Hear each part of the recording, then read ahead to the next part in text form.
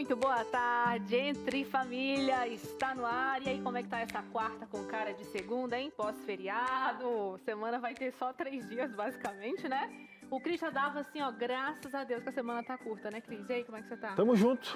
Quer o 5 também? Quer o quê? É o 5 aqui, os 5 que você eu fala. gosto do high five. É, high five. Acostumada a fazer com as crianças, high five e tal. Gente, aí, essa pessoa moderna, essa pessoa que é uma poliglota desse Brasil baronil. Estamos aí, boa tarde para você. Não é que estamos aí justamente nessa quarta-feira com cara de segunda. Então... E para você na reprise em qualquer horário, uma ótima madrugada para você. Você que nos acompanha também em outro fuso horário, né? Os africanos que estão conosco, um povo maravilhoso. Então, é uma honra ter você aqui. Não tem preço ter esse povo aqui, porque é bom demais. É isso aí, hoje o papo vai ser bastante interessante, eu sei que você, né, já está acostumado, cada vez mais a gente fala sobre violência contra a mulher e violência doméstica no geral, enfim.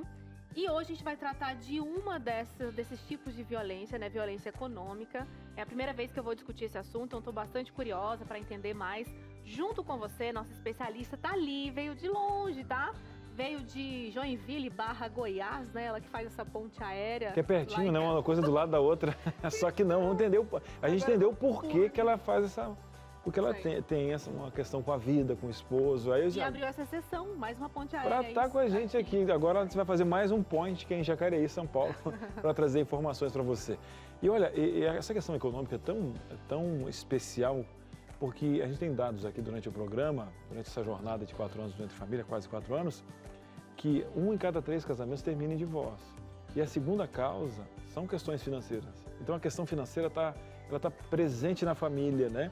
E às vezes essas questões de visão estrutural fazem com que a pessoa também, né, ela se aprisione por falta de conhecimento, por falta de autoconhecimento, por entender essa situação. Então, de repente, até esse termo está sendo um pouquinho estranho para você de casa, mas a gente vai destrinchar durante o programa, você vai ver e até analisar algumas coisas, porque o conhecimento liberta, Suza.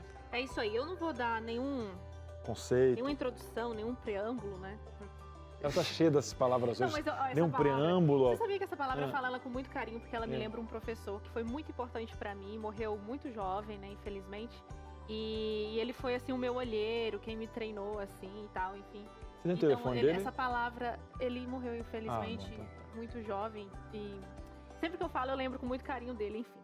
Mas eu não vou fazer essa introdução, vou deixar com a nossa especialista, né? Já que o assunto é bem complexo para você tentar entender em casa. Mas é isso aí, a gente vai falar sobre violência econômica ou violência financeira. E como que é isso? Você vai saber já já. A gente vai pro intervalo, volta, a gente quer a sua participação aqui também com a gente. Então não saia daí. Muito bem, estamos de volta. O tema tá aí, hein? Olha, e a pergunta também. Como que é aí no seu cônjuge? Como é na sua família, no seu casamento? Como é que vocês lidam com as finanças? Os dois trabalham fora? Já teve um problema envolvendo dinheiro ou até um controle financeiro que saiu, na verdade, do controle normal das coisas, que é uma coisa você ter controle dos gastos, uma coisa ter controle das pessoas que gastam. E às vezes essa junção fica meio desequilibrada. Você já teve um problema nesse sentido? Então abra o seu coração, nosso WhatsApp está aí, que é o DDD 12 9 8315 0249. Lembrando que essas questões mais delicadas, talvez você não queira se identificar, mas não vai deixar de usufruir da nossa psicóloga, nossa especialista, que vai estar sentadinha com você aí, sentadinho com você. Então, abra o seu coração, que hoje é dia de terapia. É isso aí, eu vou colocar mais uma situaçãozinha que você pode participar com a gente. E essa pergunta eu acho ela muito interessante, Cris, porque eu acho que quando a pessoa está vivendo a situação, é difícil você entender e caracterizar aquilo como uma violência, né? Afinal de contas, você casou, tá ali anos, ama uma pessoa, enfim. E às vezes você fica naquela entre a realidade e a ilusão. Então, diz aí pra gente, tem dúvida se o que você está passando se caracteriza como violência econômica? Se tem alguma coisa te incomodando, você não sabe nomear, manda aqui pra gente que a nossa especialista vai te ajudar, te orientar e a gente vai tentar te dar um norte aí, tá bom? DDD 12 98315 0249. Tudo bem, hein? Vamos agora para a nossa Sala da Verdade. Bora. Lá na minha casa, a única coisa que é violenta são os boletos. Os boletos são violentos, eu tentei denunciá-los, mas em uma investigação descobri que eu fui o culpado dessa violência dos meus boletos. Só que eu acho que a sua receita ela deve ser tão incrível que ela assopra toda essa violência com muita leveza, né? Porque ela sobrepõe exacerbamente a as suas contas, não é? Você fala que talvez as minhas entradas são Talvez não. bem maiores que as minhas saídas. Não, essa é ilusão, essa é propaganda enganosa aí. Mas a Suzane tem umas teorias que não vão ser reveladas no programa de hoje. Mas quem está chegando como estreia no nosso programa, ela que justamente tem essa ponte aérea de Goiás a Joinville, que é o norte catarinense, vai contar pra gente por quê, mas ela já esteve aqui em São Paulo. De nascimento ela é aqui paulista, mas já teve no momento... Enfim, essa mulher é do Brasil inteiro, sem limites, sem fronteiras, e hoje ela colocou a sua bandeira no Entre Famílias, Suzane. É isso aí, é com muito carinho que a gente recebe a Rose Sônego, ela que é psicóloga, ela também tem formação em pedagogia e psicopedagogia clínica pelo NASP, né, a Universidade Adventista de São Paulo, Engenheiro Coelho, onde eu também estudei, o Cris já foi lá várias vezes, gosta bastante. Tem a formação em psicologia, então, pela Univille em Joinville. É mestre em desenvolvimento humano, especialista também em psicoterapia sistêmica familiar e outras especialidades aqui, Brain Spotting, para atendimento, né, precoce de eventos adversos. A gente quer até, inclusive, saber um pouquinho mais sobre isso. E ela também é diretora acadêmica e sócia proprietária da Vertrapsi e atende também em consultório. Essa é a Rose Sônego. Seja bem-vinda. Obrigada. Prazer muito grande estar aqui com vocês, né? E principalmente por a gente poder levar informação às famílias. A gente atende famílias, atende as pessoas. E essa realidade, esse tema é um tema extremamente importante, porque é um tema velado na sociedade. A gente fala tanto de violência, mas essa é uma violência não muito bem reconhecida. Então, eu estou muito honrada de estar aqui com vocês, entre família e entre as famílias que estão nos assistindo também, né? Rose, seja bem-vinda ao nosso programa. Antes de a gente dar o conceito do que é essa violência, fala um pouquinho que a gente despertou a curiosidade do povo de casa, né? Por que você nasceu aqui em São Paulo, deu esse giro e tal. E depois, inclusive, fala um pouquinho sobre a sua última especialidade, só para a gente poder saber um pouquinho mais sobre a Rose. Ok, bom, então assim, eu nasci aqui no estado de São Paulo, em Presidente Prudente, mas só nasci mesmo, né? É uma família que viajava muito, mudava muito. E depois eu acabo me casando com um pastor, e aí a gente não tem mais fronteira, né? Então, acho que os estados que eu ainda não trabalhei é o Rio Grande do Sul e o Nordeste, o restante de Rondônia, Mato Grosso do Sul, enfim, uma série de lugares aí que eu estive rodando. Nesse momento, nós estamos num distrito lá em Anápolis, Goiás, mas ao mesmo tempo em Joinville, a minha família, minha irmã, família de lá, uma situação familiar também de adoecimento na família. Eu tenho que cumprir meu papel de filha, né, de poder dar apoio para minha mãe e tudo. Então, a gente está fazendo essa ponte aérea e eu tenho a empresa, né, a Vertrapsi, uma empresa em sociedade, junto com a Flávia Arruda e também o Bruno. Nós abrimos essa empresa, não é tanto tempo assim, ela começou em 2016 e depois ela passa para o aspecto de formação de psicólogos e também de psiquiatras, profissionais de saúde. Nós vimos que tinha uma necessidade muito grande de, principalmente, as pessoas que não podiam fazer especializações e formações fora do sábado. Então, foi por isso que nasceu essa empresa. Legal. E que tem a ver com essa última especialização. Eu falei certo? É Brain Spotting, né? Então, assim, é MDR e Brain Spot, né? Então, eu tive conhecimento disso há mais de 10 anos atrás. Eu passei por uma psicoterapia e vi como era muito importante isso, mas não conseguia fazer formação que fosse... sempre pega essas formações finais de semana inteira. Então, a gente formou a primeira turma, junto ali de uma das nossas instituições, próxima a Brasília. A primeira turma se formou, e aí era por interesse de formação própria, e a partir disso eu vi que isso precisava chegar a muitas pessoas. É uma especialidade da psicologia, não muito conhecida ainda aqui no Brasil, apesar de um tempo que ela tem, mas ela é focada em tratamento precoce e eventos traumáticos também. Antecedendo? Antecedendo, inclusive, né? Então, por exemplo, tem uma comunidade que teve uma enchente, aquele caso de Suzano, aquele atentado, onde muitas pessoas passaram pelo mesmo evento traumático. Então, os MDRistas, profissionais de Brain Spot, são convidados a ir fazer uma intervenção precoce para que aquela pessoa não desenvolva um trauma, porque o trauma ele é consolidado depois de 4 meses, né, aproximadamente. Então, antes ele é um evento traumático. Então, a gente consegue fazer um trabalho coletivo com 100, 200 pessoas para que isso não se torne um trauma na vida Rose, dela. vamos fazer o seguinte, tá aí um tema, viu, Patrícia? Para o ano que vem, a Rose já voltar e falar sobre isso. Dá para fazer um programa, dá para, inclusive, fazer uma matéria, enfim. Legal. Eu acho que agora é legal a gente mergulhar no nosso tempo, porque Bora. a Rose é muito interessante, dá para conversar com a tarde inteira, né? Mas a gente vai ter que mergulhar. E qual o conceito dessa violência econômica? A violência econômica, ela tem a ver com qualquer tipo de dano que é infligido, né, para uma vítima, no sentido de perda, de retirada de bens, de exploração, que não seja...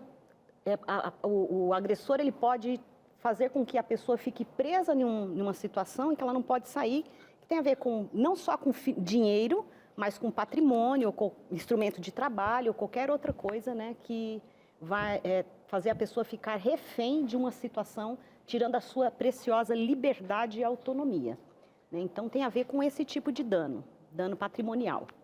Então, quando a gente fala que violência econômica, ela pode ser financeira e patrimonial, que eu já vi esses outros termos também. A gente quer entender mais como que é essa situação na prática, mas antes a gente tem uma história aqui, Rose, e a gente que vai bem diferente do que a gente está falando, né? Eu vou chamar a Monique Silveira. Ela é esposa, ela é mãe, ela é casada com Amadeus, ela é formada em enfermagem e há 9 anos, né, com o nascimento do filhinho Arthur, eles decidiram que ela pararia de trabalhar e ficaria em casa cuidando dele e a renda vem somente do seu esposo. Seja bem-vinda, viu, Monique? Boa tarde para você. Boa tarde. Obrigada. Monique, a gente quer entender como é que é a administração financeira aí na casa de vocês, né? Como é só seu esposo que trabalha, se vocês têm uma abertura, um diálogo de como a administração financeira vai acontecer, se fica mais só na mão dele, ou de repente ele passa tudo para você, como é que é? Não, a gente administra juntos. A conta, né, o rendimento entra na conta e aí a gente vai mesclando. Fica bem junto mesmo. Ah, O que eu acho legal também... Monique, boa tarde, tudo jóia? Boa tarde. Eu também tenho um combinado com a minha esposa, né? Então ela trabalha fora, meio turno, porque como a gente fala para de trabalhar, até parece que você não vai fazer nada, né, Monique? Não vai fazer nada. Então, exemplo, trabalha mais, trabalha mais. Eu digo, tenho meu filho, que é um bem maior. Então, essa visão já de você fazer esse desenho na cabeça, principalmente do casal também ligado, do filho saber também. Porque se eu fosse pagar alguém com a qualidade da minha esposa, para cuidar do meu filho, ou para fazer os alimentos que eu não posso comer, porque eu tenho uma alimentação bem regrada. Aí sim sua receita não daria, né? Eu vou dizer uma coisa, eu ia falir, entendeu? Mas agora eu pergunto, esse dinheiro está na conta, né? Ambos precisam de algo. Eu acho que aqui começam os desenhos. Por exemplo, Monique, você precisa de algo no vestuário aí, né? Preciso comprar, preciso ter um evento, o casamento da fulana, aquela blusa especial. E como vocês são uma grande sociedade, como é que funciona para poder tirar esse dinheiro da conta, sendo que você tem essa necessidade, só para fazer um desenho de como isso funciona? Sim, a gente senta e conversa, né, e fala, olha, vai ter esse evento fora aqui do combinado, mas a gente entra, se ajusta para poder eu comprar o que eu preciso. Muito legal, Monique. É claro que esse assunto sobre a administração financeira familiar renderia muitos assuntos do ponto de vista econômico, né? A gente está tratando aqui mais da parte psicológica e as mulheres, né, foram trabalhar, né, tiveram suas rendas. Muitos casais optam por, né, seu dinheiro, meu dinheiro, aquela coisa toda. Nesse caso aí, mesmo você não trabalhando fora, né, não tendo, vamos dizer, o seu dinheiro, como a gente um dia pregou lá atrás pela independência financeira, você se sente tão parte quanto desses recursos financeiros? Nunca foi assim, mas é seu dinheiro, será que eu posso? Meio que como se aquilo fosse dele e você pedindo um certo acesso. Ou em todo momento, não, é nosso e tá tudo bem. Ele sempre, desde quando a gente decidiu que eu não ajudaria mais, né, com rendimentos, ele falou, não, o dinheiro é nosso, tudo nosso. Só que no começo foi difícil para mim me adaptar. Aí eu ficava meio assim, nossa, eu preciso, mas fica meio chato pedir. Mas depois a gente foi se ajustando, né? 9 anos a gente acabou se ajustando e hoje eu já sinto que é meu mesmo. Eu vou lá, se precisar, eu vou lá e uso. Eu também sou bem confortável com esse negócio do dinheiro. Tipo, Não, eu também. sinto bem dona também. Eu até falo com a minha mulher assim, ó, se ela quiser ganhar mais do que eu, fica à vontade também, não tem problema, né? Porque o dinheiro é tudo nosso, mas se quiser que eu, né, vou com tranquilidade, não tenho esse preconceito. Comigo eu digo assim, ó, principalmente se quiser ter mais dinheiro, tá tudo estando. Agora, brincadeiras à parte, pergunto para você, porque esse tipo de acordo, ele acaba abrindo outras janelas para você conversar. Por exemplo, e quebrando alguns paradigmas. O homem cuida do financeiro. Não, quem cuida do financeiro é todo mundo, mas às vezes um tem mais aptidão, né? Por exemplo, na minha casa, quem passa mais tempo com o carro, que é nosso, é minha esposa. Então, ela me deixa na Novo Tempo de manhã e depois nós vamos juntos à tarde, né? Então, esse tipo de acordo vai fazendo uma reforma, Monique, em várias outras coisas. Porque, às vezes, nem sempre aquele que traz o dinheiro para casa é aquele que gere melhor. Eu não sei como é que funcionam essas questões, porque, tipo assim, eu odeio ir em supermercado. A minha esposa é um evento, ela limpa as prateleiras, e ela passa lendo os rótulos. Eu dou graças a Deus porque ela tem que ler esses rótulos pela minha alimentação. Mas não gosto de ir, tá tudo bem, eu tenho que carregar as coisas para dentro de casa. Alguém caiu aqui dentro do estúdio, mas vai passar bem, tá? Chamaram aqui, qualquer barulho que deu. Mas voltando ao nosso assunto aqui. E aí, Monique, como é que são esses acordos? Já que existe uma visão, né, do melhor andamento das coisas, como é que funciona aí na sua casa? Olha, a parte financeira mais, assim, robusta fica com ele mesmo. Contas da casa, o investimento que vai fazer ou qualquer outra coisa é ele. Agora, coisas de casa, ele já deixa o valor separado para mim, e se tem alguma eventualidade eu falo, ó, acabou, preciso de mais. Então, coisas da casa, compra, roupa, essas coisas é tudo eu. Eba, aí é bom, né? A roupa ficar por conta da gente é muito bom. Monique, que delícia conversar com você. Muito bom a gente ver assim, né, um casal que se entende muito bem financeiramente, poder contar essa história bem positiva, né? Que Sim. é diferente do que a gente vai comentar por aqui. Então, obrigada, boa tarde, um beijo para você. Obrigada a vocês. Boa tarde, fique com Deus. Tchau. Tchau. Que legal, né, poder conversar assim, essa parte mais leve, mais feliz, porque o que a gente vai tratar aqui, na verdade, né, Rose, diferente do que a Monique falou, é bem o contrário, né? E eu queria conversar com você agora, mais na prática. Ali, no caso, é o marido dela que trabalha, que tem toda a renda, né? Quando a gente fala de violência financeira e econômica, não é como o marido da Monique, né? Geralmente, a gente vai colocar a figura do homem, mas isso pode acontecer como o contrário também, tá? Ele ganha, então ele detém toda a renda, ele que escolhe aonde que vão as coisas, deixa muitas vezes essa mulher à deriva como uma forma de controle. Quando eu digo a deriva, assim, sempre ter que pedir ele, sempre ter aquela papel de se sujeitar, né? Quando se trata de algum recurso financeiro para alguma coisa dentro de casa. Isso é uma forma dele manipular, dele controlar? Por que às vezes isso acontece? A gente vai entender que a violência financeira ela é um desdobramento também de outras violências, né?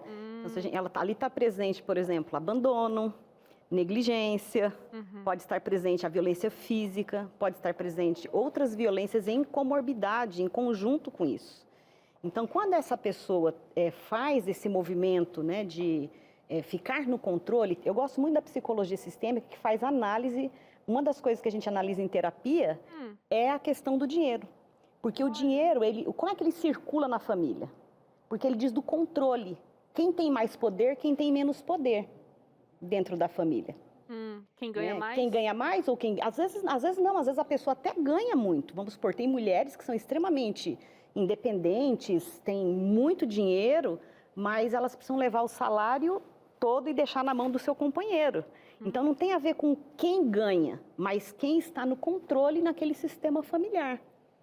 Né? Então, isso diz dos controles das relações e inter-relações. E quando vocês falam sobre a violência, né, em relação à mulher, justamente porque as estatísticas mostram que a violência financeira ela acontece, em primeiro lugar, contra o idoso, de filhos com as pessoas idosas, depois a mulher e depois, é lamentável, as pessoas com deficiência, que ganha, né, recursos governamentais, e a família, às vezes, faz violência, tirando aquele dinheiro, mantendo a pessoa em alguma situação para poder receber algum benefício. E isso tem a ver também com estrutura social, né, de como isso foi estruturado na mente das pessoas. Não tem a ver só com aquele indivíduo que comete violência. Então, ela é muito naturalizada, de formas, por exemplo, ele falou do homem ou da mulher, né? Então, isso se diz de quem é que manda na relação, vamos dizer assim, Ou quem é que está no controle dessa relação? Ou não, mulher... Vou pegar uma coisa básica. Sim. Quando a mulher está trabalhando em casa, e aí o filho vai fazer, tem uma tipo louça para lavar, tem as atividades domésticas. A mulher fala assim, filho, vem cá me ajudar. Olha como a gente vai fazer, é de sutil. Você já cria uma pessoa dizendo que ela está te ajudando, e não que aquilo é uma tarefa compartilhada de um sistema, que é a obrigação de todos. Verdade. Então, assim, as mulheres não, eles estão me ajudando. A mulher pode ter 3 trabalhos e ao chegar a fazer tarefas domésticas, se alguém outro da família faz, ele está ajudando a mulher. Então, isso tá muito Sutil, né? Por isso que a nessas Rose... formas de controle. Sim, por isso que você falou no começo, né, Rose? Como é uma coisa muito sutil, às vezes até é complicado de discutir. Mas a gente vai desenrolar isso ao longo do Entre Família, ao longo do programa aqui hoje, no Entre Família. Tem dinâmica, né, Cris? E a gente vai entender também tipos de falas, de comportamento, para você tornar isso mais Concreto. visual, mais palpável aí, né, não? Verdade. Bora pro intervalo? Vamos fazer o seguinte, o intervalinho, tá? Já vai ter 4 sinais que você está passando por isso aí. Fazer um cálculo na sua casa, na sua família. Um breve intervalo e a gente volta já. Muito bom, tomando um chazinho de camomila aqui, né, para falar sobre um assunto tão complicado, tão difícil. A gente comentava aqui ainda no intervalo, né, sobre algumas injustiças que acontecem na nossa sociedade. A gente vai desenrolar esse assunto, você vai entender muito mais daqui a pouco. Mas agora, vou fazer uma pequena pausa nesse cantinho do chá. E eu tô falando assim calminha, porque eu acho que um chá deixa a gente até mais calmo, mais zen, aquela coisa toda, né? Falta já ter umas plantinhas aqui. É o seguinte, minha gente está falando hoje sobre violência econômica e o que a gente quer trazer para você, além desse assunto e desse aprendizado, é um guia prático financeiro de como você pode administrar as finanças aí na sua casa, né? Esse guia aqui, olha só, esse curso Saldo Mais. É um guia prático, um guia financeiro para que você possa realmente aprender esses conceitos básicos da economia e como fazer, então, essas finanças acontecer em casa. Equilíbrio financeiro, como que você pode planejar junto ao seu esposo. E é tão legal porque a gente descobre coisas, por exemplo, a gente fala assim, né, ele trabalha, ela trabalha, vamos juntar e dividir as contas.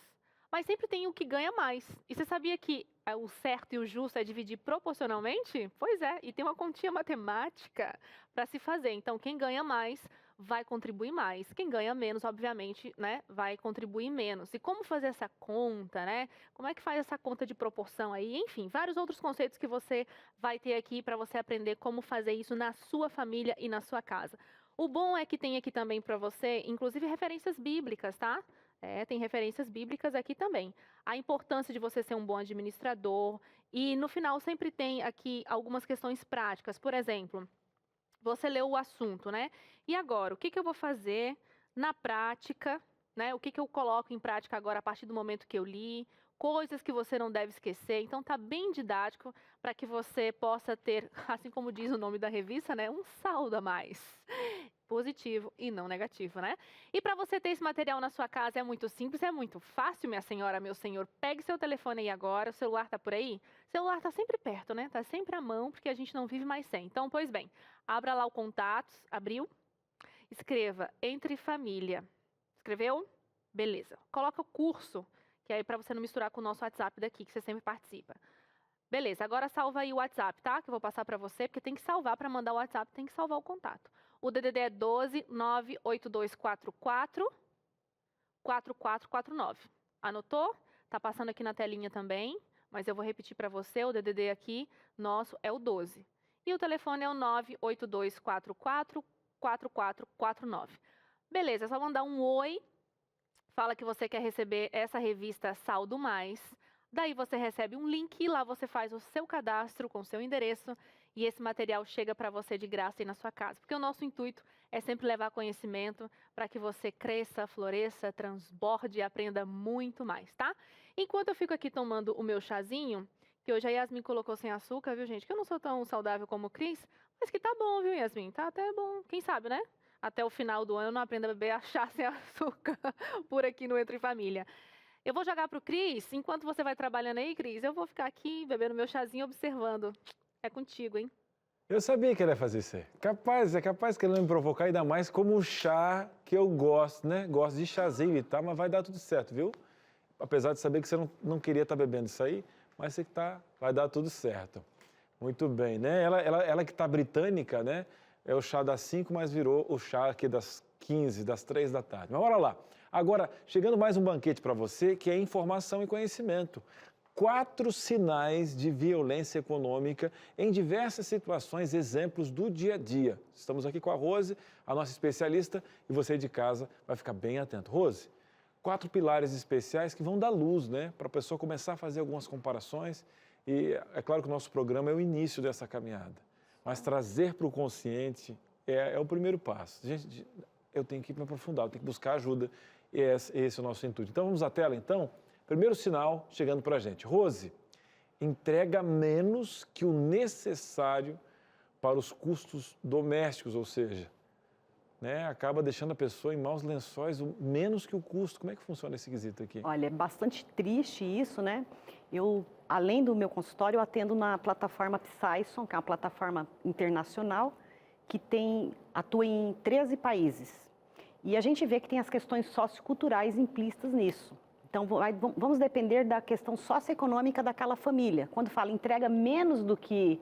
O que é isso, entregar menos, né? Dependendo o tipo de vida que você tem, os valores que você tem, isso vai fazer diferença de uma pessoa em vulnerabilidade, por exemplo, de uma pessoa que é abastada. Porque essa violência, ela acontece em todas as camadas da sociedade. Não é somente na família, que as pessoas entendem, às vezes, que está relacionado somente à pobreza, e não é. Então, está em todos os níveis. Então, entregar menos na questão de condição de vida, de dignidade. Eu vou citar algumas coisas. Por exemplo, a mãe está com um bebê pequeno e o pai disse que ela tem que se virar com tantos de dinheiro, só que aquilo não dá para comprar nem o leite e nem a fralda do bebê. Tipo, isso aqui é o que você tem, só que ele ganha muito mais que isso, né? E ela fica se submetendo, porque ela não pode trabalhar fora. Geralmente a vítima, a maioria tem essa questão de ficar presa porque ela não tem renda e achar-se em dívida com o seu parceiro, como se ele acha que ele está fazendo muito. Então, ele entrega pouco achando que está fazendo muito ainda, mais do que a obrigação, ele já está fazendo mais do que ele precisa. Só que, Rose, nesse caso, corre-se o risco, que eu acho que você pode falar como especialista também, por ele achar que está entregando muito, pode, ao contrário também, uma crença limitante de validar isso. Ou seja, essa pessoa que está de vítima agora, como ela não está consciente, ela valida isso com uma crença limitante, ou seja, ela até agradece. Traz como verdade e acha justo, né? E acha justo e ainda agradece. Né? Ai, obrigada, muito obrigada por você ter trazido agora o dinheiro da fralda do filho. Pelo menos agora só vou deixar ele usar pano aqui e, né, sei lá, né, a pessoa, ela embarga tanto nessa crença limitante que ela agradece pela violência que é acontecida. Então, você vai fazendo um cálculo na sua casa e a gente vai para o segundo pilar. Define o que a mulher pode comprar. E tem gente que vai dizer assim, gente, mas isso aqui é normal e tal. Definir o que o outro pode, né? Como é que o outro funciona? pode comprar.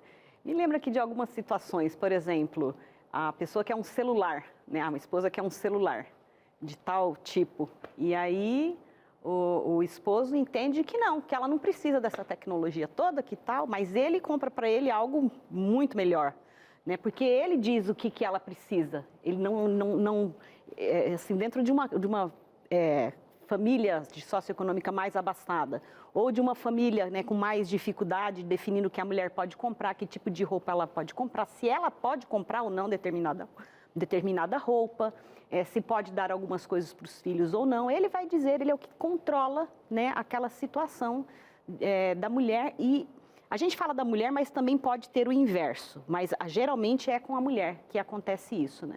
Então ela pode ter necessidades não atendidas, necessidades reais, inclusive, mas é ele quem vai dizer se ela precisa. Tipo, eu quero comprar uma roupa. Mas você não precisa. Por que você vai querer comprar essa roupa? Agora, Rose, nesse critério, a gente está pegando alguém que está falando em voz alta, né, com alguém mais duro e tal, mas muitas vezes o manipulador nessa questão, ele consegue romantizar isso aqui. Sim. E trazer para justamente... De maneira chantageando a pessoa. Sutil, mostrando comparações. Olha, você tem... Enfim, as artimanhas de manipulação psicológica para chegar a essa violência estão muito presentes. Por exemplo, a pessoa pode dizer assim, olha, eu sei o que fica melhor para você, eu estou cuidando de você. Então, isso aqui que eu estou escolhendo para você é o melhor para você. né? E vende a ideia como se fosse, e a pessoa fica desautorizada, desacreditada nela mesma, de ela achar se ela pode ou não pode, se deve ou não deve, né? Então é bem interessante como que isso vai... Porque tem aquele que é o agressor violento e tem aquele agressor que é chantagista, manipulador, né? E a vítima, então vou cuidar, passa o seu dinheiro no meu nome, passa as suas coisas no meu nome, porque eu sei lidar melhor com dinheiro, eu vou saber fazer melhor investimento, eu estou cuidando dos nossos interesses financeiros. E tem mulher que passa tudo, né? Todos os seus pertences, inclusive. Eita, e a gente está falando até de algumas questões bem complicadas aqui. Mas, enfim, né? 2 pilares aí, 2 sinais de que você está vivenciando isso. Eu fiz algumas perguntas porque a gente tem alguns estereótipos dessa questão de violência econômica, como alguém que só chega... Existe aquele bruto, mas existe também o manipulador que muitas vezes tira de você, sem você saber, tira o seu chão, e depois é complicado. Bora lá para o 3º sinal? Você de casa está de olho aberto aí? Calma aí, vamos lá.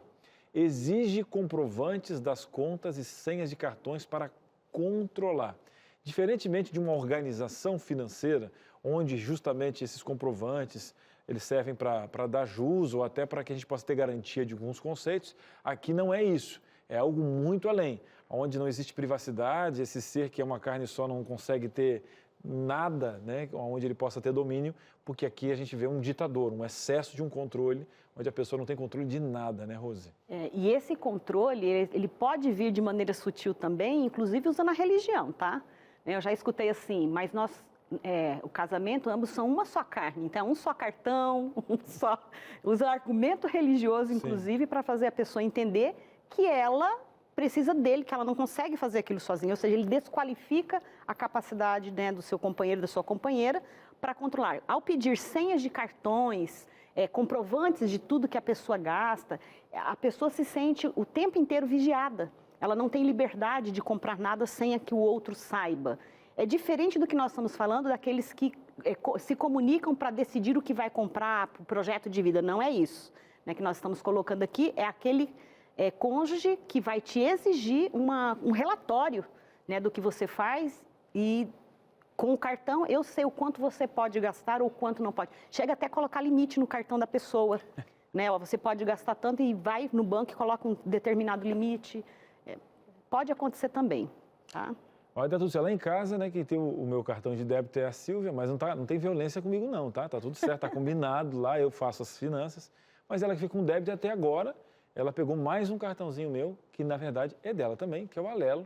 E agora a gente fez um novo contrato em casa, então agora eu tô zeradinho aqui. Mas tô bem, tá bem. Por quê? Porque é nosso, ela tá com lá. Ah, mas Cris, ela tem a tua senha, mas foi um combinado.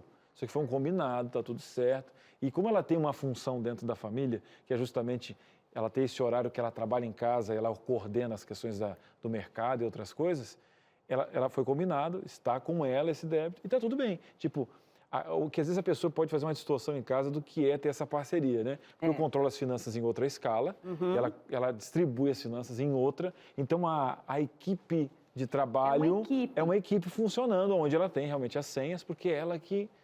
Nesse caso, apesar de ser o nome do cartão tá no meu nome, quem deveria talvez não ter a senha seria eu, porque eu não uso muito pouco. Então, ela tem o domínio de algumas coisas que está dentro desse contrato. Então, Rose, eu acho que quando esse abuso vai além do que a pessoa está imaginando em casa. É justamente esse controle velado ou bruto que quebra toda a privacidade, né? Eu posso dizer até assim, que ocorre, você falou de você deixar o cartão com a companheira, que às vezes a gente não pensa nisso. Mas, por exemplo, tem mulheres que estão com o cartão dos seus cônjuges, tem a senha dos cônjuges, ela não exige comprovante do que ele gasta. Mas ela faz gastos para além do que aquela família pode. E ela exige desse homem um padrão que ele não pode dar. E ela humilha ele. Isso é violência. É violência. Ela humilha ele dizendo, porque você não é homem suficiente, porque você não mantém isso, porque você não me dá aquilo. Né? E aí a pessoa, e às vezes em terapias de casais, a gente encontra essas situações, né? Em que a pessoa, a esposa, ela, na verdade, ela está naquela relação por interesse econômico. Ela não está por causa daquela pessoa, o interesse na pessoa. É o que aquela pessoa pode oferecer para ela. Se, por exemplo, essa pessoa adoecer, perder um emprego e a renda cair, acabou essa relação. Então, isso também é um tipo de violência econômica de mulher para homem, às vezes de homem para mulher, de maneira velada também. E, infelizmente, acontece muito, né? É muito comum esse quadro que a Rose desenhou. Vamos lá na tela? Mais um pilar para a gente, eu acho que é o quarto agora, né, diretora? Esse aqui depois a gente vai, inclusive, para você tomar fazer algumas ações, né? 2 cartelas especiais. Não revela o quanto ganha. Isso aqui eu vou te dizer uma coisa. Em alguns conceitos, eu sou muito transparente no meu caso, né? Mas isso aqui, para uma roda de conversa, isso aqui é um tema polêmico, muito polêmico. Polêmico, tá? Porque assim, ó, gente, se a gente observar, às vezes os casais têm contas independentes, né? Marido e mulher têm contas independentes e cada um toca e gere as suas finanças. Mas existe essa situação de um não revelar o quanto ganha, de ter, por exemplo, segredos financeiros, tipo, eu tenho uma conta onde eu deposito um tanto de dinheiro, a minha esposa não sabe que eu deposito esse dinheiro, então ali a pessoa não tem acesso àquele bem. E a gente vai ver onde o conflito vai acontecer mais quando, por exemplo, existe uma separação, que aí o outro cônjuge descobre um monte de coisa, ou um monte de dívida, ou dinheiro que ele não sabia que tinha.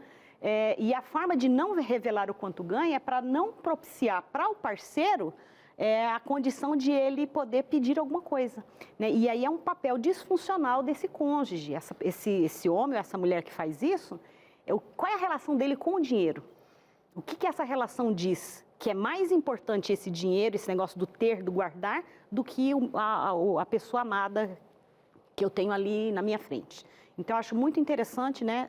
Boa. Que as pessoas, às vezes, revelam, mas não revela tudo. Revela só uma parte daquilo que ganha. Postifiando um pouco sobre o muito colocarei. O relacionamento com o dinheiro nesse quesito vão revelar outras coisas aí. A gente podia até abrir aqui uma caixa de Pandora. Mas agora é o seguinte, esses 4 pilares já fez você ter uma noção, trazer para a consciência. Mas, Cris, onde é que eu faço denúncia? Isso é um termo muito novo. Será que eu tenho validação jurídica para isso? Existe um meio para poder fazer? O primeiro contexto está aqui, gente. Olha só, informações para denúncias. Nós temos esse aqui, o mais conhecido de todos, né? 190. Que é o 190. Você podia nos ajudar, Rose, com esses 3 pilares aqui de denúncia? Sim. Então, assim, a gente tem... Primeiro, vamos lembrar que existe uma questão legal, né, nisso aí. Por exemplo, a Lei Maria da Penha, ela é uma lei que contempla a violência financeira, que às vezes as pessoas não sabem, mas ela está lá, a questão da violência patrimonial, né? E aí a gente tem esses canais de comunicação que pode ser denunciado, né?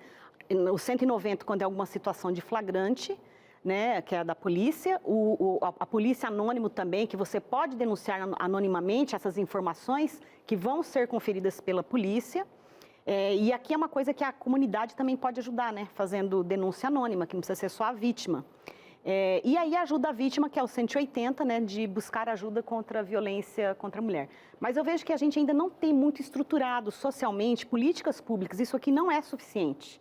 Primeiro porque a vítima, para chegar nesse ponto, é porque chegou numa situação assim, em última instância. Já tem danos, tem traumas, tem vergonha, né? Pensa assim, ó, vamos supor, uma mulher que é muito bem sucedida financeiramente e aí descobre que o seu parceiro pegou tudo dela, deixou ela sem nada e foi embora, ou arrumou outra mulher, entendeu? Tem um caso no Brasil agora, essas nacionalmente questões, foi né? Conhecido aí, né? Enfim. Como é que você se coloca socialmente? Então tem a vergonha, a ferida da vergonha, tem a ferida da humilhação, tem 5 feridas psicológicas pelo menos envolvidas na violência financeira e por isso esses canais eu vejo assim, é para muitas outras coisas. Então não sei se essa estrutura seja suficiente, mas é um lugar onde a pessoa pode ter um socorro, né?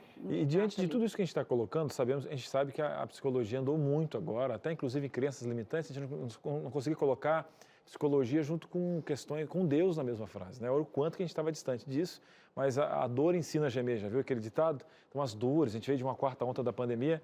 Agora, voltando um pouquinho para a nossa sala agora, né, diretora? Vai para o intervalo. Tem mais 2 telas? Ah, tá, então beleza. Mas já eu quero colocar uma pergunta para você colocar no bolso aqui, Rose, a gente colocar depois, porque eu acho que as pessoas, elas vinham de gerações passadas, onde engolia o choro e tal, a gente não tinha um glossário emocional para poder saber até nominar, né?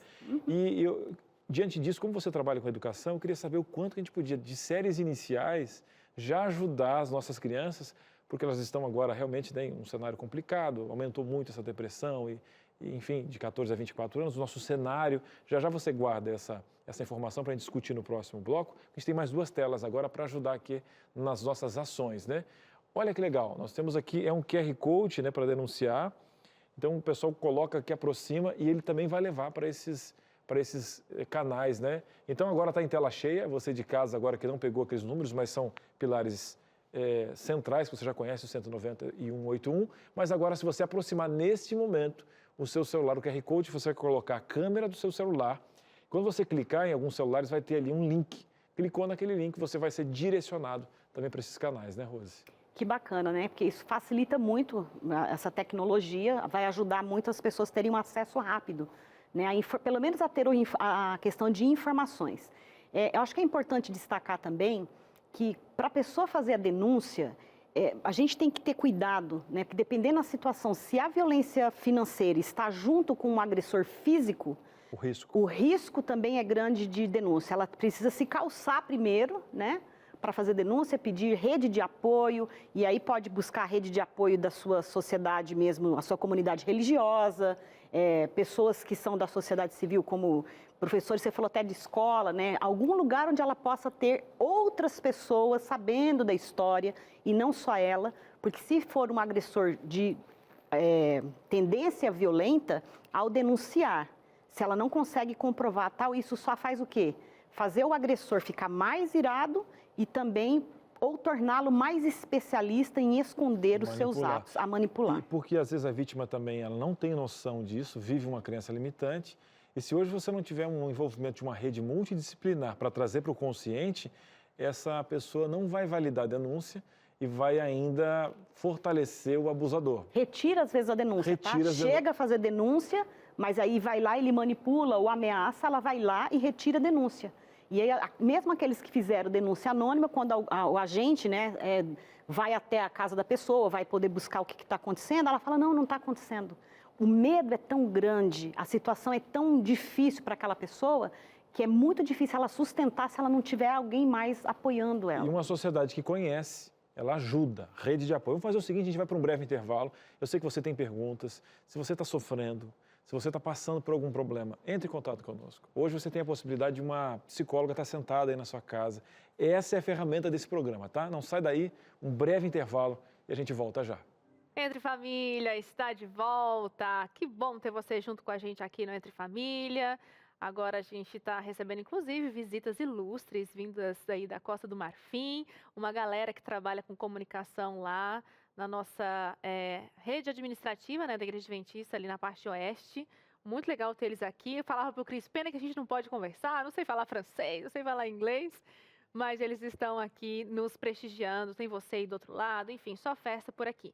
É o seguinte, minha gente, hoje a gente vai para mais um episódio do quadro da nossa querida comunicadora Betina. Nós vamos ter mais uma instrução do que ela vai falar para a gente sobre comunicação afetiva. Para você que está acompanhando esse quadro, mais um episódio. Se você está chegando agora, não viu os outros episódios, eu te convido a ir lá no ntplay.com, procurar ali a nossa playlist do Entre Família, né? Tem a fotinha aqui dos vossos ilustres apresentadores, né? Tem a minha foto com o Cris, você clica lá e lá tem esse material disponível para você, tá bom? Então, por favor, diretora, pode colocar aí mais um episódio no ar. Você também está com a sensação de que os dias estão mais curtos e não dá tempo de fazer tudo? Ou que você corre o dia inteiro, fica exausta e parece que não fez nada?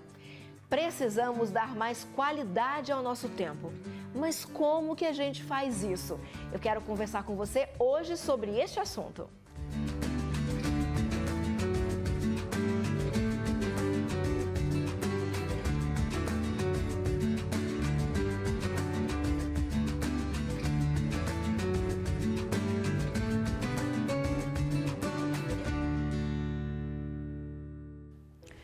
Deixa eu contar uma história para você. Eu tenho uma amiga que é casada com um rapaz e eles são muito ativos lá na comunidade que eles frequentam, da igreja. Então, eles desenvolvem muitos projetos com a comunidade.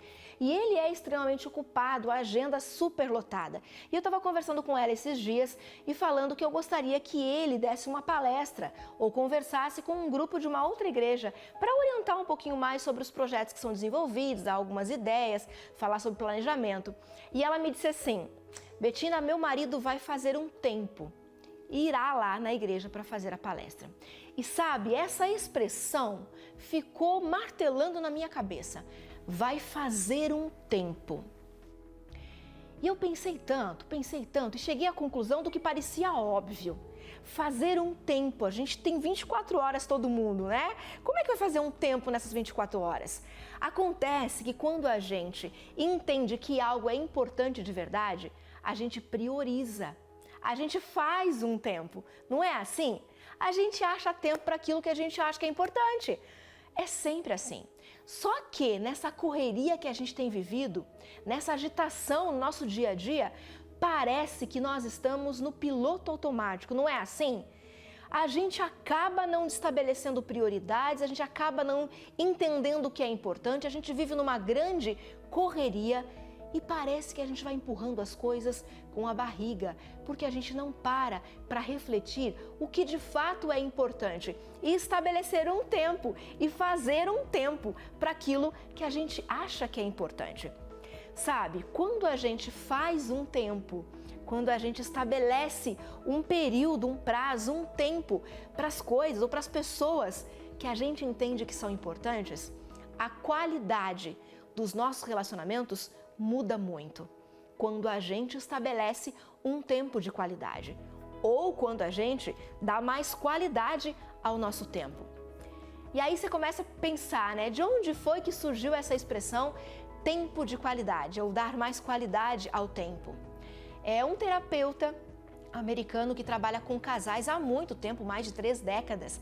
Ele escreveu alguns livros falando sobre isso, falando sobre 5 áreas que ele descobriu, que são as 5 áreas nas quais a gente se concentra mais. Por exemplo, ele acompanhava casais que tinham problemas conjugais.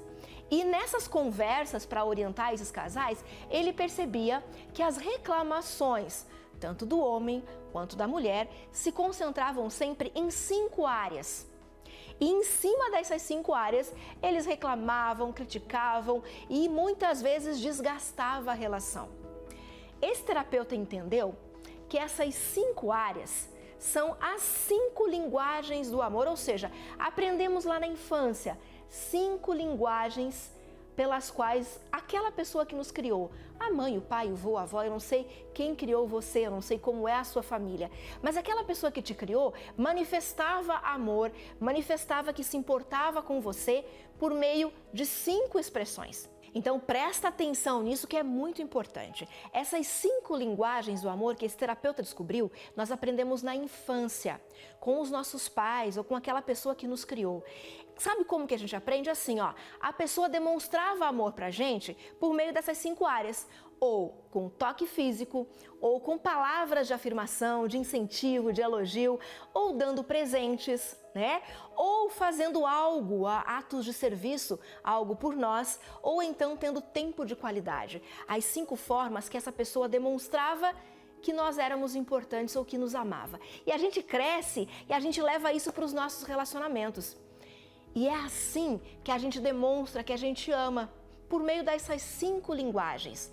E sabe, hoje o nosso foco é no tempo de qualidade. Sabe por quê?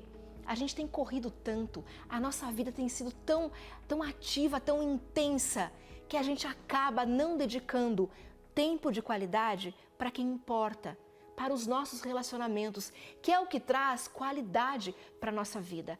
Olha só o que o pessoal tem falado nas ruas sobre isso. O tempo de qualidade é extremamente importante nas relações humanas. Estamos aprendendo isso, não é? Por isso eu vim aqui hoje num shopping em São José dos Campos, no interior de São Paulo, para saber a opinião das pessoas, para saber o que elas concordam e o que elas discordam em relação a tempo de qualidade. Vamos saber? Vamos lá! Tempo de qualidade para mim pode ser através das tecnologias. Videochamada, WhatsApp, vale como tempo de qualidade. Prefiro o contato, estar numa roda de amigos, melhor do que a internet. Sempre. Tem muita coisa que a gente pode fazer online, né, e que resolve muito mais a nossa vida, né? Só durante a pandemia, agora não mais. Discordo. Não, se o tempo é de qualidade, tem que ser tete-a-tete. O meu tempo vale mais que o meu dinheiro. Concorda ou discorda? Com certeza, meu tempo e a qualidade dele, com certeza também. Claro que o dinheiro vai influenciar nessa qualidade, mas dependendo da companhia e do que a gente está fazendo ali no momento, vai valer muito mais do que dinheiro. Eu discordo, porque eu acho que nesse caso O dinheiro financeiro, ele é um aliado ao meu tempo. Eu vou poder aproveitar mais o meu tempo se eu tiver dinheiro. Discordo. Porque, primeiramente, a felicidade vem através do dinheiro. Tendo dinheiro, tudo se resolve. Se o tempo é bem perdido, é bem gasto, você não está perdendo. E o dinheiro vem junto. Eu acho que não é só dinheiro, não. A vida não é só dinheiro. Meio termo. Meio termo.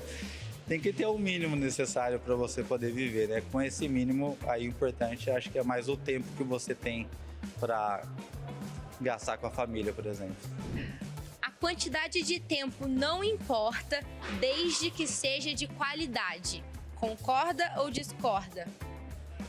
Por que a senhora concorda? Porque eu acho que não adianta você ficar muito tempo sem ter uma coisa boa, né? Então tem que ser, para ser bom, pode ser pouco tempo, mas que seja bom. E o senhor concorda também ou já não concorda?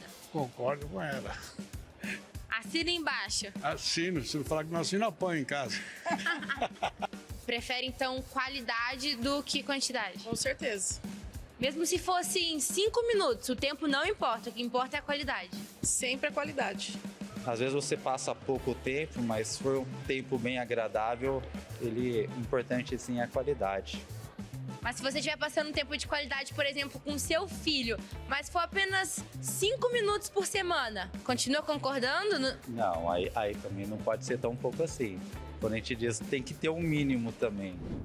Pois é, essa é uma grande discussão, né? A gente dá qualidade ou a gente dá quantidade para o relacionamento? Não sei qual a sua opinião, né? Mas pensa aqui comigo. Só qualidade talvez não seja suficiente.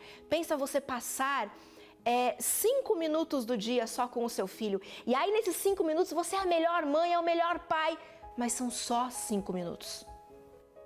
Só qualidade não é suficiente. Agora pensa comigo, você passar o dia inteiro com o seu filho, quantidade de tempo, mas não tem nenhuma qualidade, não tem nada focado nele, sabe? Que ele se sinta amado, acolhido, valorizado. Não, vocês passam o tempo juntos, mas cada um no celular, fazendo inúmeras atividades e não tem qualidade. Então fica aí, né? Fica aí a questão para você pensar. Qualidade, quantidade, como é que a gente equilibra isso? Hoje nós estamos falando sobre qualidade. E você pode se perguntar, né? E aí, Betina, como eu faço para dar qualidade ao meu tempo, aos meus relacionamentos? Eu quero deixar com você 3 orientações, 3 pontos que são importantes e vão te ajudar a estabelecer qualidade, a construir relacionamentos com qualidade. O primeiro deles, prioridades. Estabeleça quais são as suas prioridades. Estabeleça quais são as suas prioridades. Porque quando a gente não estabelece as nossas prioridades, nós acabamos correndo atrás das prioridades dos outros. Então, o que é importante para você? O que tem que ser feito nesse dia? O que tem valor de verdade para você? Pensa um pouco sobre isso, porque nessa correria a gente não pensa, a gente só vai agindo, empurrando com a barriga, como eu falei, né? Segundo ponto, né? Segunda orientação para você estabelecer aí qualidade ao seu tempo. Facilite a sua rotina. Seja gentil com você. A gente tem a mania de se sobrecarregar e facilitar a vida dos outros. Não estou dizendo que é para sobrecarregar ninguém, tá? Não estou falando isso. Mas seja gentil com você. Verifique na sua casa o que você pode fazer para que a sua rotina seja mais leve, seja mais tranquila. Veja, por exemplo, lá na sua área de serviço. O que você tem lá que facilita a sua vida? Na sua cozinha, na sua casa. Invista em equipamentos ou eletrodomésticos que facilitem a sua vida. E dedique tempo para aquilo que tem bastante valor e que vai melhorar a qualidade dos seus relacionamentos. Terceiro passo, terceiro ponto importante para você ter mais qualidade. Planeje. Pare, pense, planeje o seu dia, os seus encontros com os seus filhos, com o seu marido, com a sua esposa.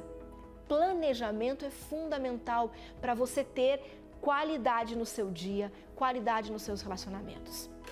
Sabe, é preciso a gente ter muito claras as nossas prioridades e seguir aí esses 3 passos, essas 3 orientações, porque eu tenho certeza que o seu dia vai ficar muito mais leve, até a comunicação vai fluir melhor.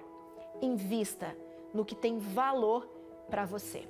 Primeiro descubra o que tem valor e invista nisso. Um beijo no coração e até o nosso próximo encontro.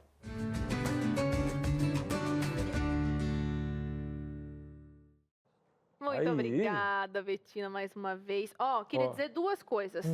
Planejamento, é que eu vivo pegando o pé do Cris. Cris, tem que planejar, tem que... Brincadeira, é o contrário. Agora, uma coisa que é real. Não, uma coisa que é real. Gente, saber esse lance das linguagens do amor salva vidas, relações. E não só marido e mulher, não, tá? Amizade, principalmente, um monte de coisa. É muito importante. E sabe de uma coisa? A gente às vezes acha que é uma linguagem, mas o teste, ele dá muita luz para o que realmente é a nossa linguagem. Não, e outra, trazendo agora aqui o que a Betina está falando, às vezes nós temos noção de que a pessoa é uma coisa, mas não pergunta, né? E isso para todas as questões. Tem pessoas que estão há 20 anos juntas e fazem coisas no ato sexual que a outra pessoa não gosta e você nunca perguntou. Isso é tão comum. Cris, você está brincando. Você já conversa abertamente? Porque, como o sexo é um presente para o casamento, por exemplo, as pessoas demonizaram por muito tempo o que é um presente de Deus para o relacionamento. Distorceram. E aí não conversam com o cônjuge. Você viu que o diálogo, né? Tem uma pessoa um pouquinho mais quietinha e tal, mas passa 20 anos sem saber falar uma coisa simples que é um ato sexual de um casal, uma coisa tão íntima, mas que eu não sou íntimo do meu cônjuge a ponto de não saber o que a pessoa gosta. E tem que saber falar também, claro, que é a proposta, né? E o propósito desse quadro da Betina, essa comunicação afetuosa. Por falar em questões, né, afetuosas, a gente está falando de um assunto muito importante aqui hoje no Entre Família, para você que está acompanhando desde o começo. Se chegou agora, já te digo, violência econômica dentro de casa, na vida doméstica. E a gente vai agora para a sua participação, né, para a sua interação aí do WhatsApp. A gente está aqui com a nossa especialista, a Rose, e a gente vai ainda trazer outros desdobramentos. Então, fique aí, tá? Pode colocar então, senhora diretora. Anônimo, boa tarde para você, seja bem-vinda, viu? Eu trabalho e quando recebo o pagamento, passo todo o valor para a conta do meu esposo. Ele paga as contas. Fico com o cartão de débito e crédito dele para quando precisar. Mais uma coisa que não concordo é que desde que casamos, ele paga as contas da minha sogra. Inclusive, minha sogra tem um cartão de crédito do meu esposo. Não concordo com isso, mas já cansei de brigas. Ele diz que ela paga certinho. Não sei o que fazer. Sofro sem poder falar. Pelo que eu entendi, não que ele pague as contas da mãe, mas a mãe usa o cartão de crédito dele. E ele diz, o que me preocupa é ele diz, né? Quem é que tem o controle dessas contas nesse sentido, né, Rose? No ponto de vista, de novo, eu vou levar a psicologia sistêmica aí, né? É interessante, vou levar a questão bíblica até. Quando fala assim, o casal deixará pai e mãe, unir-se-á a sua esposa e ambos tornarão uma só carne. Então, quando se casa, é necessário haver um desprendimento, uma ruptura psicológica, financeira, de ambos os lados. Nem os pais podem depender dos filhos e nem os filhos dependerem, nós estamos falando de econômico, né, dos pais. Algumas situações, pode ser que essa mulher, a gente não sabe, essa mãe, vive uma situação de vulnerabilidade e esse rapaz, ele tenta ajudar a mãe. A questão do cartão, né, e aí entra naquilo que você falou, mas que a gente pode fazer alguma coisa nas escolas? Assim, nós não temos educação financeira no nosso país. Não tem. Tá? Então, isso já começa a complicar, mas isso deveria ser um conteúdo escolar, desde as séries iniciais, para as pessoas saberem, saindo, o mínimo possível de como controlar e manejar suas contas, né? Então, essa questão de emprestar o cartão do outro, por que essa pessoa não tem um cartão próprio? Vamos começar a perguntar. Por que ela não tem o cartão dela? Por que não tem essa independência? Novamente, o que o dinheiro diz sobre essa relação familiar? Por que essa mãe tem necessidade de depender desse filho, entende? Tem muito mais por trás. Tem por trás outras coisas aí. E se a esposa fica ressentida, né, com isso, se a mulher está pagando tudo direitinho, então por que ela fica ressentindo? Existe uma aliança muito forte entre esse filho e essa mãe e ela se sente excluída? Então, o dinheiro é uma forma é onde ela pode, né, dizer para ele, isso está errado, mas talvez seja, você dá mais valor à sua mãe do que a mim. O que está por trás dessa conversa, né, desse cartão? Então, o que o dinheiro diz sobre essas relações? Essa família está um pouco fusionada, vamos dizer assim. Né? Tá Agora meio... tornou mais claro para mim essa fala que você teve mais para o começo do programa, Rose. O dinheiro pode ditar muitas questões comportamentais de outros, sei lá, traumas e de outras funções. E nesse quesito pode ser uma febre, o que a gente está vendo é a ponta desse iceberg, Isso. que na verdade tem outras coisas nessa outra camada. E mais uma vez a palavra é relacionamento, como se relaciona com o dinheiro, e às vezes é o próprio relacionamento entre mãe e filho, que é a questão que está ali, e às vezes a própria pessoa que está sentindo não trouxe para o consciente, ela está brigando pelo dinheiro, mas o inconsciente dela tem alguma coisa nessa relação. E por isso que a gente tem um comportamento tão ligado com a terapia que a gente coloca sempre um especialista na sua sala aí, minha mulher. Vamos dar jeito. Então você está trazendo mais uma dúvida? Bora lá você na tela. Vamos continuar nossa tarde aqui, trazendo essas dúvidas. Agora é a Ivana, e ela fala o seguinte: boa tarde. Morei com uma pessoa e fiz um empréstimo no meu cartão para ele pagar as parcelas da casa dele. Agora nós estamos separados, foi o que a Rose colocou lá no início como um exemplo, inclusive, e ele não quer pagar o empréstimo. Eu fiz o pagamento de pensionista. Tem alguma coisa que eu posso fazer para receber esse dinheiro? Nós temos um especialista aqui na área psicológica, né? Mas aí teria que ser uma outra questão legal, teria que ser um advogado. Mas agora, por mais que a Rose até pode ter essas informações, mas Rose, esse tipo de questão, infelizmente, ela é mais comum do que parece. Muito mais comum. Vocês viram novamente alguém emprestando cartão para o outro. Por que o outro não tem nome limpo? Então, se o outro não tem nome limpo, por que eu vou emprestar meu cartão para ele? Porque ele vai cuidar do meu, né? Se ele não cuidou do dele, vai cuidar do meu. Então, isso já começa a complicar. Eu tive o privilégio, uma época, de dar uma aula em questão de cultura financeira, um MBA, e eu acabei indo trabalhar numa terceirizada de uma agência bancária. Sem querer, a nossa telespectadora acertou, então. Ela já veio como psicóloga e uma especialista financeira. Não sou uma especialista financeira, mas o que eu via muito no banco, por exemplo, são os consignados, né, que os filhos fazem utilizando juros menores de pessoas idosas, por exemplo, né? Ser pensionista. Isso, os pensionistas. Então ela falou, fiz ali a questão, por isso que me lembrou, fiz a questão pensionista. Tem como eu fazer isso? Se ela assinou, se ela deu o cartão dela, legalmente falando, para ela comprovar materialidade disso, é muito difícil, porque foi com permissão dela. Então isso complica demais. Então aí é onde a gente pensa assim, onde começou isso? Por que eu me senti que eu deveria dar esse cartão? Porque eu sempre digo assim, se você vai emprestar dinheiro para alguém, você tem que emprestar daquilo que está te sobrando e que se depois a pessoa não pagar, você não vai ficar com raiva dela. E está em Provérbios, né? Isso é bíblico. Se você faz alguma coisa que você precisa, isso vai dar rolo. Pode ser amigo, cônjuge, não importa a relação. Então isso é bem complicado. Eu não sei, ela teria que ver uma questão jurista, né, melhor, em questão legal, mas eu acho que é bem complicado conseguir comprovar a materialidade disso, porque houve a permissão dela, né? A gente vai precisar ir para o intervalo, mas uma coisa que eu até combinei para a gente passar para você aí de casa, que eu acho que é legal a gente sair do programa sabendo disso, é o que geralmente mantém a pessoa como vítima desse tipo de violência. E daí, no próximo intervalo, a Rose já tem aqui preparadinha toda a resposta para que você entenda, afinal de contas, por que essa pessoa ainda continua presa a essa situação. A gente vai compreender daqui a pouco, já, depois do intervalo. Muito bem, estamos de volta aqui no Entre Família. E que honra ter um cantinho no seu coração, na sua sala. Onde você está? Tá mandando participação? Já a gente volta para o tema. Eu estou aqui para convidar você para algo muito especial. Onde você estava nos 50 anos do Arautos do Rei? Quem disse que já passou 10 anos, hein? Quantas formações? Estamos aí para mais uma formação, agora a 30ª chegando aí.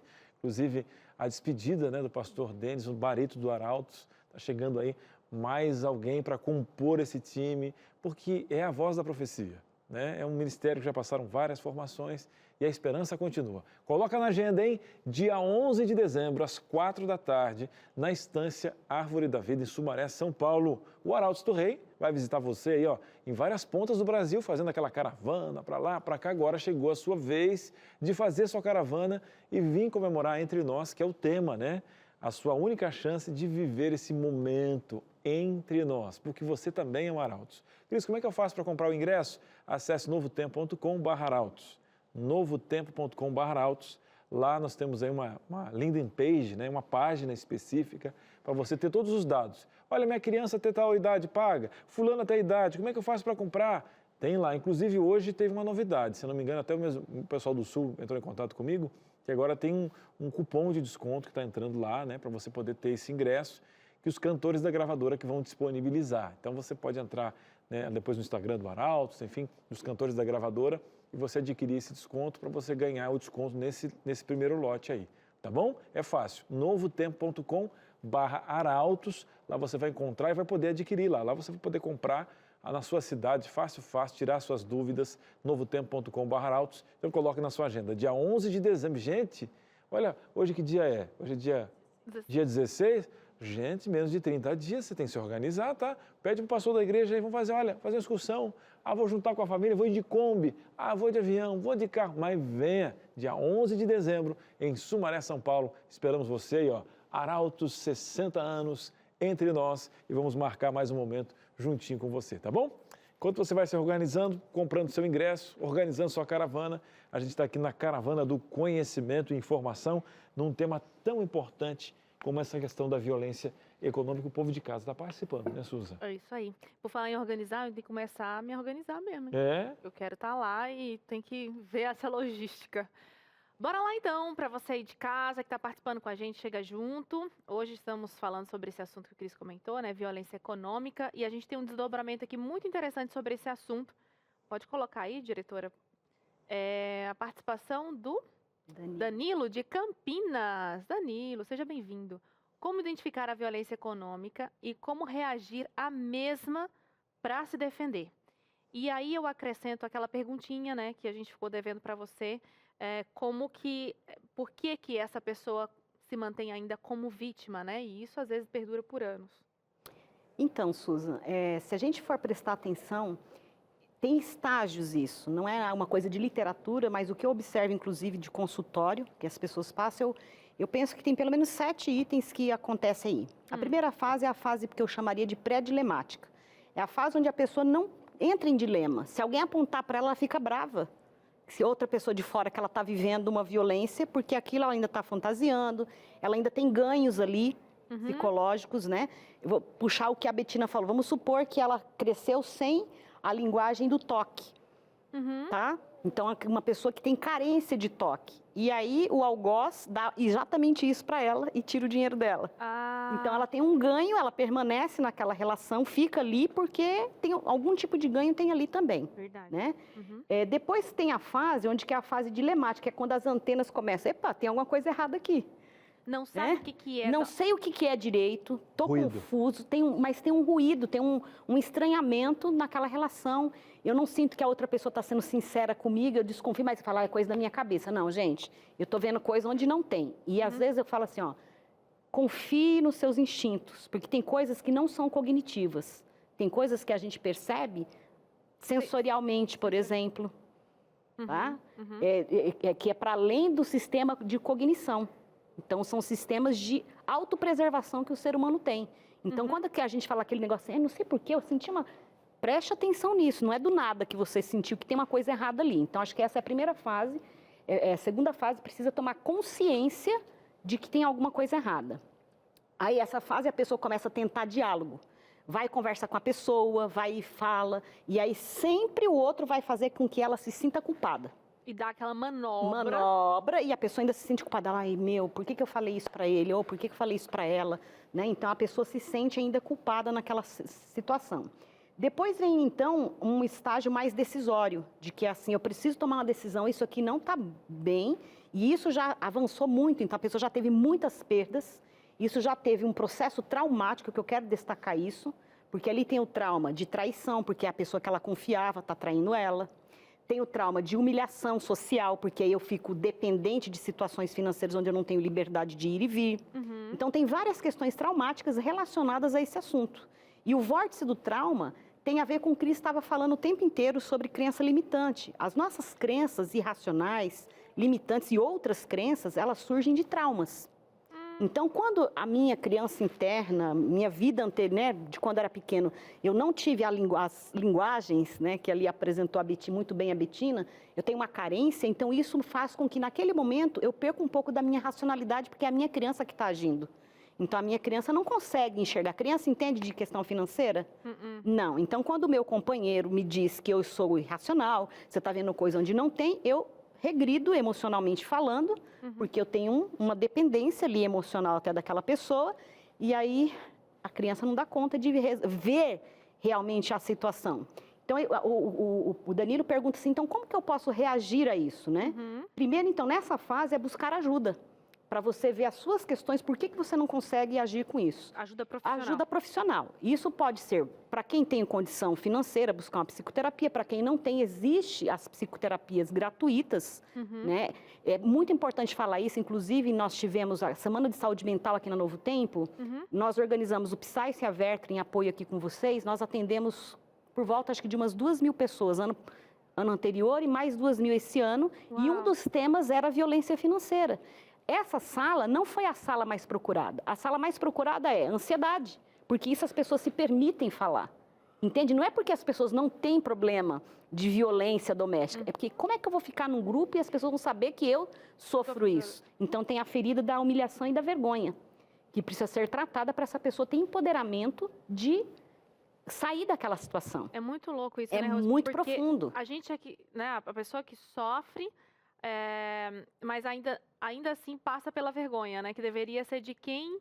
A vergonha foi para o endereço errado, eu falo. É, tipo isso. A vergonha foi a correspondência para o endereço errado. Quem tinha que sentir vergonha é quem faz. Mas a gente não pode também, assim, apedrejar quem faz, porque existe uma questão transgeracional aí, tá? Como é que são os modelos de família que eu tive, de relacionamento de poder, que eu falei que o dinheiro fala de quem pode na família. Então, como é que isso diz, né, sobre por que eu faço isso? Por que eu tenho a todo custo que colocar o outro, imprimir ao outro uma violência para que eu domine ele? Por ter medo de ser dominado, então a pessoa que faz isso também precisa de ajuda. Então, a gente não pode dizer que assim, só a vítima, a gente tem que olhar tanto para o agressor como para a vítima. Por exemplo, tem um estudo que mostra que muitas das pessoas que fazem violência contra idosos, muitos filhos que fazem violência contra idosos, é porque eles sofreram muita violência por esses idosos na infância, que eram os pais quando eles eram pequenos. Entende? Então, assim, tem toda uma conjuntura que construiu ali uma estrutura doentia. E que né? tem que ser desconstruída. E que tem que ser desconstruída. E depois a pessoa chega, então, na fase de independência, ela vai investir. Então, como sair disso? Estudos mostram que a questão de estudo, de formação, pode ajudar a pessoa a sair, porque ela precisa de um trabalho. Vamos supor, se ela tem dependência financeira total do companheiro, não tem trabalho nenhum, como que eu vou fazer com 3 filhos sem trabalho? Como é que eu saio disso? Ela registra violência, mas ela não tem mecanismos para dar essa dignidade. Então, a gente precisa de políticas públicas para poder ajudar essa pessoa. A pessoa precisa, né, aprender um ofício, fazer alguma coisa que ela se torne independente financeiramente. E como essas pessoas são vulneráveis, o próprio Estado tem que olhar para essa dor e atender para que elas possam criar ferramentas para criar essa independência. Agora, Rose, o assunto é tão fantástico, mas, Suza, o que está acontecendo nesse momento agora, depois dessa aula que a Rose nos deu, mas infelizmente o programa está... Acabando. Não acredito, eu ainda olhei para o reloginho, parecia que a gente tinha mais tempo, mas não temos mais. E é com muito carinho que a gente vai dar um breve tchau para a Rose, porque amanhã ela vai estar com a gente novamente, mas antes de dar tchau, deixa eu colocar aqui para você o Instagram dela, @RoseSonegopsicóloga. Tá passando aí também na telinha, eu sempre gosto de falar, porque às vezes não dá pra gente enxergar direito. @Rose, Sonego é Sonego, tá? Porque daí vai estar sem um acento, enfim, psicóloga, @Rose Sonego Psicóloga, lá no Instagram. Mas o nome dela fala Sonego, porque eu aprendi. Rose, obrigada e a gente se vê amanhã. Ok. Até amanhã, então, né? Rapidinho. Rapidinho, passa muito rápido isso aqui. Ok, muito obrigada. Aí, Vamos chamar nossa visita agora ou não? Hoje a gente vai fazer uma jogadinha com a dona Teru. Ah, não acredito! Que alegria! Teru, finalmente aqui no Entre Família. Boa tarde. Como é bom estar com vocês. E olha, Vida e Saúde vem com tudo. Agora, na sequência do Entre Família, a gente vai trazer aqui um especialista médico do estilo de vida falando sobre tratamentos naturais para dores crônicas. Suzy, olha que interessante, muita gente sofre, tá ali, toma remédio, passa na farmácia popular todo mês, mas não acaba fazendo a sua parte em casa, para até, de repente, se livrar desses medicamentos num período aí depois de tratar naturalmente. Hoje ainda tem o Dr. César aqui respondendo dúvidas enviadas pelos telespectadores, e aqui tem uma receita chiquérrima que a Arlete inventou aqui, um tartã, é isso? Veg, maravilhoso. Eu já provei, Cris, vale a pena esse para você, viu? Olha que coisa linda. Olha, eu não quero nem ousar falar aqui do negócio do tartã, mas é que eu achei interessantíssimo essa adaptação vegetariana e tá bonita, hein? Não, até a pegada da cor, né? Parece carne e tal, mas o gosto deve ser fantástico também. Essa Arlete. Além do visu todo perfeito, o sabor está incrível. Só digo isso. E tá simples de fazer, não tá difícil não. Bom programa pra você, um beijo. Obrigada, um beijo. Adorei o assunto de hoje do Entre Família. Amanhã eu vou estar conectada aí também. Tamo junto, um abraço. Muito legal. Até mais. Valeu, vida e saúde na sequência, povo querido. E amanhã nós vamos falar de algo muito especial, que você tá cansadinho, chega em casa e tem aquele seu pet que, olha, faz uma verdadeira terapia também, não é verdade? Amanhã vamos falar dos pets. É isso aí, bichinhos terapeutas. O programa amanhã tá bem recheado, não vai dar tempo de falar. Mas eu já te adianto, não perde não, porque tá um must. Bom demais. Até amanhã. Abraço, tchau, tchau. Beijo. Prepara uma foto, tá? Pra mandar pra gente amanhã o seu pet. Tchau, tchau.